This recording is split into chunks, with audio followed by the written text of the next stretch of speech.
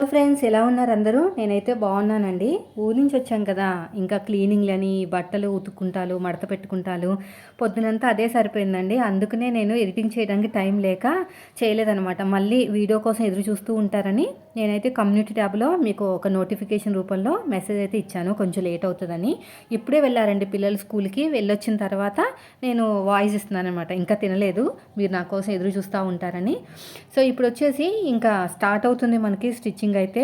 అందుకనే ఒక 2 బ్లౌజులు కట్ చేసి పెట్టుకుందామని చెప్పేసి లైనింగ్ని ఇలాగా సపరేట్గా తడుపుతున్నానండి. ఒకదానికొకటి కలిపేసి తడిపేమనుకోండి, ఒకదాని కలర్ ఇంకో దానికి అంటుకుపోతుంది. లైట్ కలర్ దానికి డార్క్ కలర్ అంటుకుపోయిందంటే పాడైపోతుందండి ఇంకా అంతే. అందుకని చెప్పేసి సపరేట్గా మనం ఇలాగా పిండి ఆరబెట్టుకోవాలన్నమాట. ఇంకో ఇవన్నీ బట్టలు ఇంకా ఆరలేదు, నిన్నటి వ్లాగ్ అనమాట ఇది. ఆరిన తర్వాత మడత పెట్టాలి. చాలా ఉన్నాయి బట్టలు ఈసారి, అక్కడ ఉతుక్కుని రాలేదన్నమాట టైం లేక. ఇప్పుడు ఈ శారీ వచ్చేసి కస్టమర్ది అయితే. అది పొడుగు కాదు, వెడల్పు, అంటే చిన్నగా ఉందంట చీర అనేది. అయితే ఏం చెప్పారంటే కొంచెము జాయింట్ వేయాలని చెప్పేసి 1 మీటర్ లైనింగ్ అయితే తెచ్చుకున్నారు వాళ్ళే. సో లైనింగ్ తెచ్చుకున్నారు. నేనేం చేస్తున్నానంటే సైడ్కి జాయింట్ వేస్తున్నాను. వేసేటప్పుడు నాకు ఏమనిపించిందంటే ఇక్కడ ఒకటి డ్యామేజ్ అయితే వచ్చిందండి. ఇంకోండి కనిపిస్తుందా మీకు, చిన్న హోల్ లాంటిది వచ్చింది. అది వాళ్ళ చేసిన డ్యామేజ్ కాదు, శారీతోనే వచ్చిందనమాట. మేబీ వాళ్ళు ఏమైనా తక్కువకి ఇచ్చి ఉంటారు, అందుకని తీసుకున్నారు. సో వాళ్ళైతే నాకు ఏం చెప్పలేదు, కానీ నేనే కొంచెం రఫ్ చేశానమాట. రఫ్ చేస్తే కొంచెం బాగుంటుందని. సో అదే వీడియోని మన షార్ట్ వీడియోలో కూడా పోస్ట్ చేశాను అనమాట. ఎప్పుడైనా ఇలా డ్యామేజ్ వచ్చినప్పుడు రఫ్ చేసుకోవాలి. ఎలా రఫ్ చేసుకోవాలంటే కింద క్లాత్ పెట్టి, అంటే పింక్ కలర్ క్లాత్ పెట్టి రఫ్ చేసుకున్నాం అనుకోండి, సేమ్ కలరు. ఇంకోండి ఇది లైట్ అయిపోతుంది, నేను కట్ చేసిన పీస్ లైట్ అయిపోతుంది. నాకు ఇచ్చారు కదా లైనింగ్ క్లాత్, దాంట్లో కొంచెం క్లాత్ అయితే మిగిలిందనమాట. లైట్గా కొంచెం ఒక 5 ఇంచెస్ అలాగా దాంట్లోంచి కొంచెం తీసేసి, మనకి ఒక 2 ఫింగర్స్ పొడుగు ఎంత ఉంటుంది వెడల్పు, అంత క్లాత్ తీసేసి నేను రఫ్ చేశానండి. ఇక్కడ హైట్ సరిపోవట్లేదు నాకు తెలుసు, ఎందుకంటే శారీ పన్నా వేరు, అదేవిధంగా మనకి లైనింగ్ పన్నా వేరు అనమాట. నేనేమనుకున్నానంటే ఇలా కట్ చేసిన ఈ పీస్ని పైన వేద్దాం అనుకున్నాను, కానీ అస్సలు బాగాలేదు. అయినా ఇంత రేటు పెట్టి తెచ్చారు కదా, సో ఇలాగ అతుకులేస్తే బాగోదు అనిపించింది. నేనేం చేశానంటే ఇలా సగానికి ఫోల్డ్ చేసి వేస్తే ఎలా ఉంటుందంటే మిగతా క్లాత్ వేస్ట్ అయిపోతుంది అనమాట. అలా కాదు, మనం ఇలా పెట్టేసుకుని ఎంతైతే కావాలో, మనకి ఎంతైతే పొడుగు తక్కువైందో అంత పొడుగు కట్ చేసుకుంటే సరిపోతుంది అనిపించింది. ఇంకోండి ఇక్కడ చూసారా, ఇక్కడ నాకు ఈ ఫాల్ వేసుకున్నారు వాళ్ళు, మరి ఎందుకు వేసుకున్నారో నాకు తెలిసి మనకి చీర సరిపోలేదని వేసుకున్నారు, అయినా సరిపోలేనట్టుంది. అందుకనే మనకి ఇలా 1 మీటర్ లైనింగ్ క్లాత్ అయితే తీసుకొచ్చారు.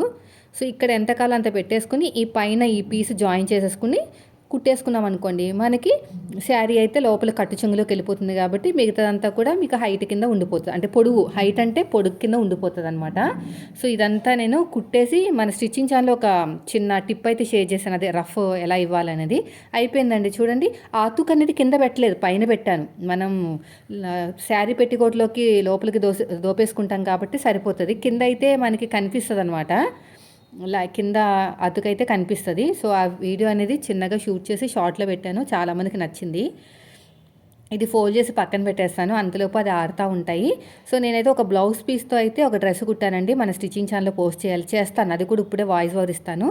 తర్వాత ఊరి నుంచి వెళ్ళొచ్చిన తర్వాత చూసామన్నమాట అసలు ఎలా ఉంది ఏంటి మన పరిస్థితి. ఎక్వేరియం అంటే చాలా బాగుందండి, అసలు ఒక చేప కూడా చనిపోలేదు. ఇంకా మళ్ళీ కొన్ని వాటర్ తక్కువైనాయి అనమాట, వాటర్ వేస్తున్నాను. వాటర్ వేసేటప్పుడు దీంట్లో నేను కొంచెం ఉప్పు వేశాను. ఉప్పు వేయాలంట, మన సిస్టర్ ఒకరు చెప్పారన్నమాట, ఉప్పు వేస్తే చేపలు యాక్టివ్గా ఉంటాయంటే నేను ఇంకా ఉప్పు వేసానమాట. ఉప్పు వేసేసి ఇంకా దీంట్లో ఒకటి సరిపోలేదండి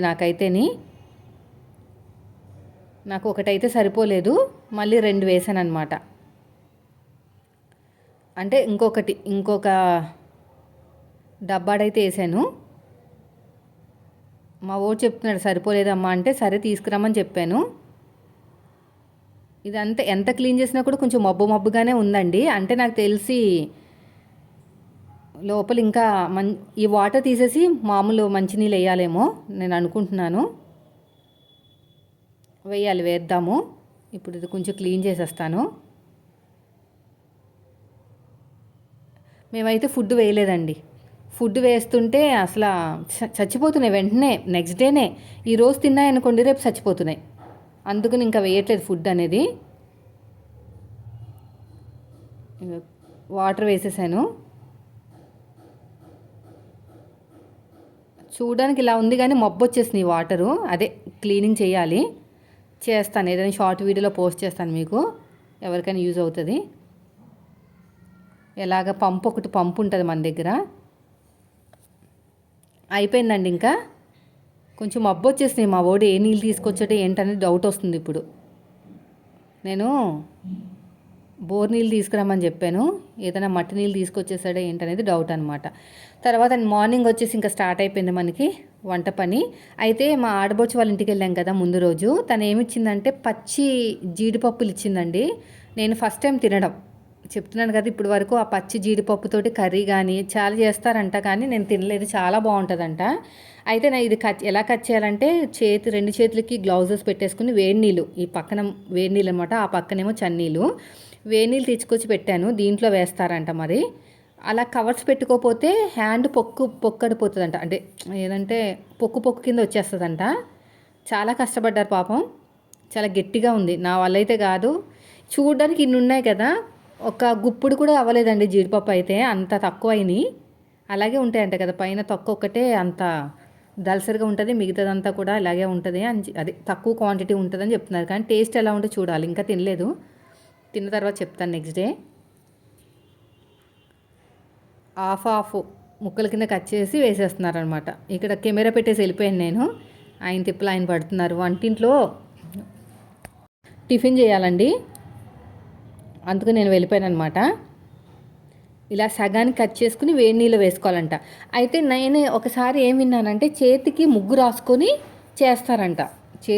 రెండు చేతులకి ముగ్గు రాసుకుని ఇలా కట్ చేస్తారంట. ఈయన ఏం చేశారంటే ఇలాగా సగానికి పెట్టి కట్ చేశారనమాట. అది చేతికి గ్లౌజులు వేసుకుని కట్ చేసుకున్నారు. ఇలాగా గట్టిగానే ఉంది, చాలా గట్టిగా ఉంది. మరి ఎందుకు అంత గట్టిగా ఉంది? ఈ పిండి ఇంకా ఇంట్లో దోశల పిండి లేదు, ఇడ్లీ పిండి కూడా లేదు. పంపిస్తే వాళ్ళు షాప్ తీయలేదంటే, రెగ్యులర్గా తెస్తాను కదా, వాళ్ళ దగ్గర షాప్ అయితే లేకపోతే ఏదో బయట షాపులో ఉన్న తెచ్చారు. కానీ క్వాంటిటీ మాత్రం చాలా తక్కువ. నాకు అసలు నచ్చదండి అలాంటి ప్యాకెట్లో ఉన్న పిండి వాడడం అయితే అసలు నచ్చదు. నేను ఎందుకు పిండి తెస్తున్నానంటే వాళ్ళు హోమ్ మేడ్ అనమాట, ఇంట్లోనే శుభ్రంగా తయారు చేసి అమ్ముతారు, అందుకు నేను తెస్తాను. క్వాంటిటీ కూడా చాలా బాగుంటుంది. మీరు చూసారు కదా, దోశల పిండి 2 రోజులు వస్తుంది నాకు 60 రూపాయలది. ఇడ్లీ పిండి ఒక రోజు వచ్చి 2 దోశలు అవుతాయి ఎక్స్ట్రా, అట్లా అవుతాయి అనమాట. నేను అవి అయితేనే తెమ్మన్నాను, కానీ ఇదైతే వద్దని చెప్పేదాన్ని. అయినా మా వారు తెచ్చేశారు. తర్వాత నేను వచ్చేసి దీంట్లోకి శనగపిండి చట్నీ అయితే చేస్తున్నాను. కొబ్బరి చట్నీ చేద్దామని చెప్పేసి కొబ్బరికాయలు తెచ్చాను కదా, చేద్దాం అనుకున్నాను, కానీ టైం లేదు, చాలా లేట్ అయిపోయింది లేచేసరికి. అదే ముందు రోజు నిద్ర కూడా లేదు కదా ట్రైన్లో. ఇప్పటికీ నాకు ఊగుతున్నట్టే అనిపిస్తుందండి, ఆ ట్రైన్ ఊగుతూనే వెళ్ళింది. నాకు ఇప్పుడు దాకా బాడీ అంతా ఊగుతున్నట్టే అనిపిస్తుంది. ట్రైన్ జర్నీ చేసి వచ్చిన తర్వాత అలాగే అనిపిస్తుంది అండి. బస్సు ఒకటి, ట్రైన్ ఒకటి, మనం ఇంకా దాంట్లోనున్న ఫీలింగ్లో ఉంటాం అనమాట. కనీసం ఒక రోజైనా పడుతుంది దాని నుంచి బయటకు రావడానికి. అయితే ఇంకా అన్ని రకాల పప్పులు వేసేసాను, కరివేపాకు వేసేసాను. నేనైతే పచ్చిమిరపకాయలు వేయను, పిల్లలు మళ్ళీ కారం అంటారు. ఎండుమిరపకాయలు వాడతాను అనమాట. ఉప్పు వేసాను, పసుపు వేసేసాను. పసుపు ఎక్కువైనట్టుంది, అందుకనే కలరు కొంచెం రెడ్ కలర్లో వచ్చేసింది అనమాట మరిగిన తర్వాత. ఇంకా పక్కనే శనగపిండి కలిపి పెట్టుకున్నానండి, కలిపి పెట్టుకుని దీంట్లో వేస్తానమాట. పక్కన దోశలు కూడా వేసేస్తున్నాను. ఫాస్ట్గా పనులు అయిపోతే వీడియోస్ ఎడిటింగ్ చేద్దాం అనుకుంటే టైం అస్సలు కుదరలేదనమాట. అందుకనే 11:30 అయినా కూడా నేను ఇంకా వీడియోస్ ఏమి ఎడిటింగ్ చేయలేదు. ఇంకా మన వాళ్ళు ఎదురు చూస్తూ ఉంటారని చెప్పేసి ఇంకా కామెంట్ అయితే చేశానమాట.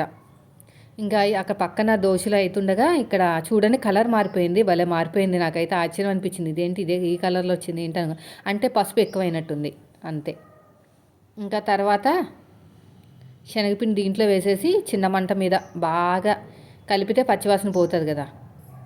చిన్న మంట మీద కాకపోతే మాడిపోతుంది, వాసన కూడా మనకి పచ్చివాసన వస్తుంది అనమాట. ఇదంతా బాగా కలిపేసానండి, గడ్డలు లేకుండా ఉండలు లేకుండా బాగా కలిపేసాను. కొన్ని నీళ్ళు వేసుకుంటూ కలుపుతున్నాను, లేదంటే అదేదో పెరుగు పగిలిపోతుంది చూసారా, ఏంటంటారు, పాలు పగిలిపోయిన, పెరుగు పగిలిపోయిన ఎలా చిన్న చిన్న ముక్కల కింద ఉంటుందో అలా ఉంటుందన్నమాట. నాకు ఆ విషయం తెలియక ఎక్కువ నీళ్ళు వేసేసేదాన్ని, కానీ మా మేనతే చెప్పారనమాట, అలా ఎక్కువ నీళ్ళు వేస్తే పగిలిపోయినట్టు ఉంటుంది, తక్కువ నీళ్ళు వేసుకుని మెల్లగా ఉడికిపెట్టుకోవాలి, అప్పుడు బాగుంటుంది, మంచిగా క్రీమీగా వస్తుందంట. ఇంకా అందుకే నేను కొన్ని కొన్ని నీళ్ళు వేసుకుని బాగా కలుపుకుంటాను. అయితే నాకు శనగపిండి చట్నీ చేసినప్పుడల్లా ఒకటే గుర్తొస్తదండి. నేను ఒక చిన్న స్టాండ్ కొనుక్కున్నానండి. స్టాండ్ కూడా కాదది. దేనికైనా క్లిప్‌లా ఉంటదనమాట కెమెరా పెట్టడానికి. కెమెరా పెట్టేసి శనగపిండి చట్నీ చేస్తున్నాను. మన ఛానల్ స్టార్ట్ చేసిన కొత్తలో అనమాట.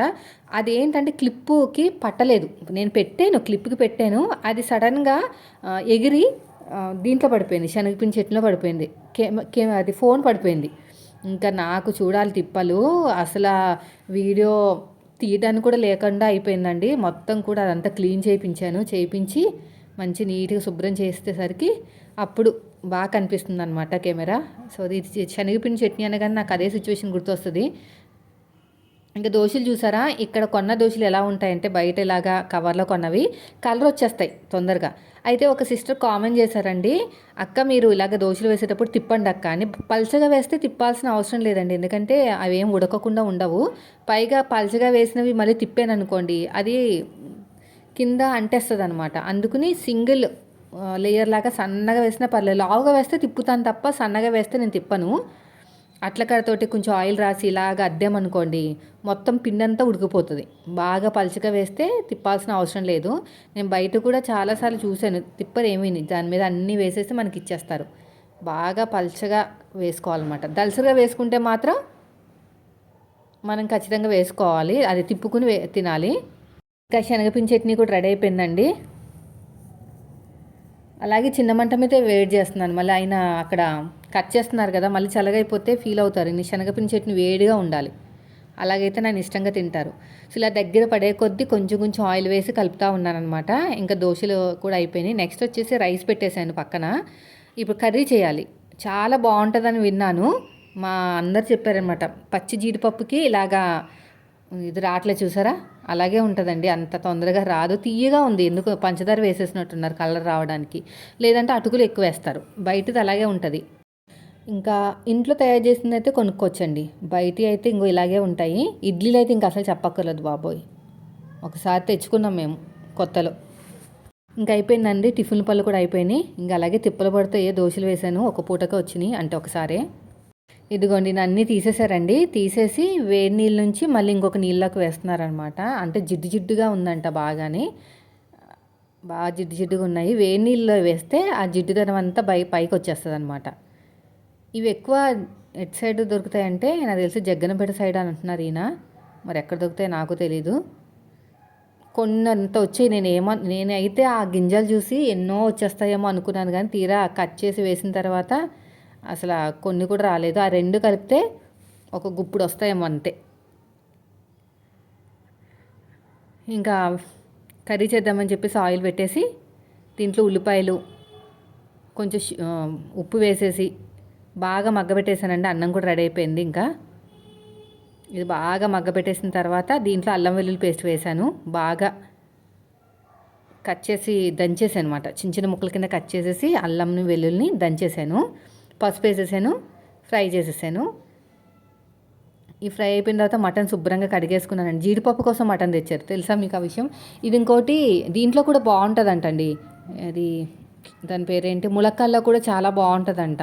జీడిపప్పు ములక్కాడ, జీడిపప్పు ములక్కాడ మటన్ వేసి వండమన్నారు. నాకు మటన్ ఏమో 4 విజిల్స్ వేయిస్తాను, ఆ ములక్కాడలో అయితే ఒకటే విజిల్స్ వేయిస్తాను.